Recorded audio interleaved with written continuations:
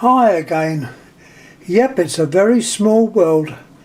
The last video I put up was on the 500 type telephone as supplied to Ireland, Southern Ireland that is.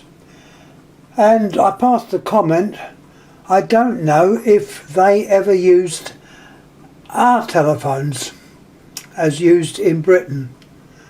Well, as you know, I've been sorting out a lot of my stuff, and look what I've just found. It's a 746, and let's have a little look what it says on it. PNT. There's proof there that this was used in Ireland. I can show you further proof. It's by GEC, and it's called a 746, which is the English designation for this style of phone. 83/2, so it's 1983. It's got a nice metal base. On there it's got PNT GEC 82, a number. Let's have a little look at the phone itself. As you know, I tend to look at the innards just as much as I do the outers, and this shows you the normal, but it's not normal, type of printed circuit board you'd find on one of these phones. But remembering this was made for Ireland, and it does not have any regulation. It's just basically a telephone. You've got your anti-side tone induction coil. You've got your two bell coils, which are the normal 500 ohm, giving you 1000 ohms. It's a standard bell. The two bells have got numbers on them, which is correct. The two bells are actually different, they give a different tone. The dial is the same, so I won't take it off and fiddle about with it. It's the normal standard trigger dial as used on our phones. But as I said before, looking more inside, there's a lots of components that are not there. They're just missing. The regulation components, which consists of two little Berettas or ballasts, call them what you like, they're not there. And several resistors are no longer there. So this is quite a stripped down circuit. It obviously works. You've got your normal terminations. The lead that was on it, I don't know if that was genuine. I don't think it was. It shows you the English type of plug was modified, but it's got BT on the plug, so I don't know about that, whether that has been added afterwards. As I say, whenever you buy these phones off of eBay, you don't really know what the previous owner has done, so it's great fun in buying them and having a look and seeing how they've either messed them up or improved them. Well, this one, as I say, is in excellent condition. I'll show you the handset. The handset is almost the same, except the earpiece on there has got it's slightly different. The rest of it is the same. It's the same components inside. Transmitter and receivers exactly the same. It's a normal handset.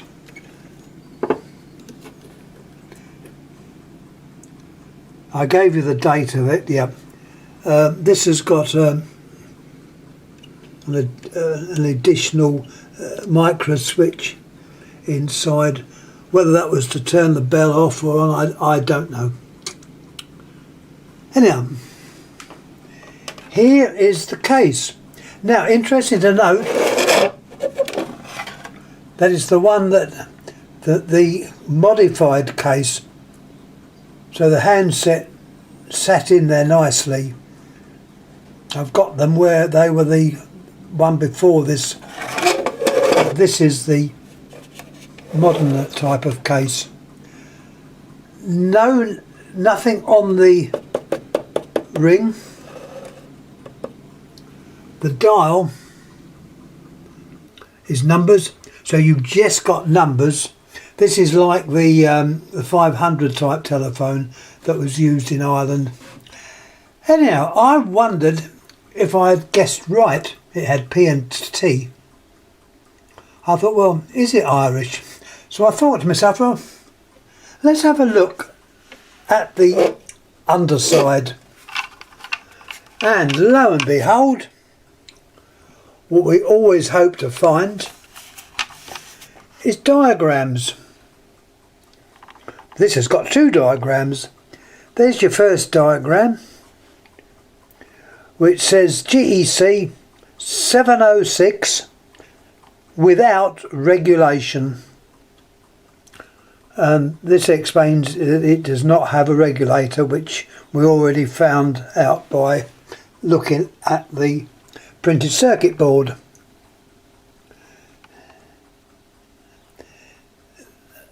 Terminations are as what you'd expect to find.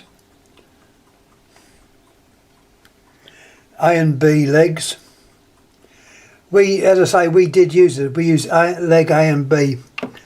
Some countries use L1 and L2. In America, they use tip and ring. And that is a back to where calls were set up on a switchboard. The plug they used would have what they call a tip, ring and sleeve. And that is where we get the name from, tip and ring. If you're not familiar with that, that's what it means, tip and ring. In fact, some of our exchanges in England were sleeve control. I remember the exchange I worked in, it was quite unusual. It was sleeve control. That was the auto manual part, and that was controlled by the sleeve on the plug. The tip and ring carried your phone circuits like the A and B. Anyhow, I'm going off the subject again, aren't I? Not to worry. There we have the circuit. Leave it on there so you can see it. But let's have another look. Haha. Another diagram.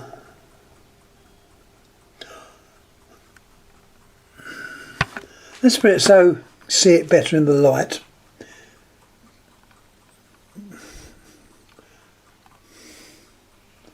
Not very good at this, am I? Let's get the light on it so we can see what it actually says. There, I'm standing by the door and the window. You've got on there the make GEC AEI. That was when GEC and AEI was one company. And it says internal extension telephone. So this was obviously made for an extension. This might be why it doesn't have a regulator. Extension telephone, you've got a number there. Open issue KS 1360B. And for Dublin P&T. So there's proof there that this was in fact used in Ireland, because as you all know, Dublin's in Ireland. I remember Dublin very well. I went over there quite a few years ago now. But I think it's called the Halfpenny Bridge, was closed, so I didn't get across there. That's across the Liffey. It was quite a nice trip. But I don't think this phone came on that trip. I think this is probably from a boot sale or eBay. I don't know. Anyhow, that is more or less it. Just a bit of interest that this turned up while I'm clearing the room upstairs. And I know it was mentioned last week someone was talking about one of these 746s, and it didn't have, they called it little bulbs in it. Well, this one don't have bulbs either. So it was intended as an extension telephone, either an extension telephone from a switchboard, don't know. It'll work as a normal telephone, but you haven't got the regulation, which is not the end of the world. Anyhow, thanks again for watching. I'll pop it back. This is nice because it's got the screw and retaining nut. So many times these retaining nuts and springs go missing. This one, it hasn't gone missing. I'm pretty sure the cord is not the standard cord, because why would it have BT on the little plug? I don't know. That's probably been put on afterwards.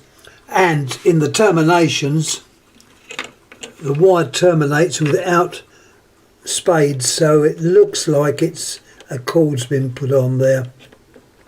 So I think that's what's happened there. They look as if it is. They put a new cord on there, but not to worry. I think that's all I've got to say. Yeah, that is all I've got to say. Anyhow, thanks again for watching. It was just to clear up whether these phones were in fact from England, used in Ireland. I believe the Irish system used crossbar exchanges. I don't think they use Strowger. But having said that, if anyone knows any difference, please let me know.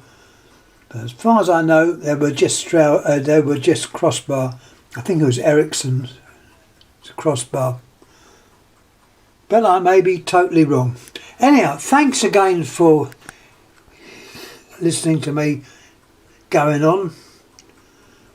And I thank you all again. Thank you.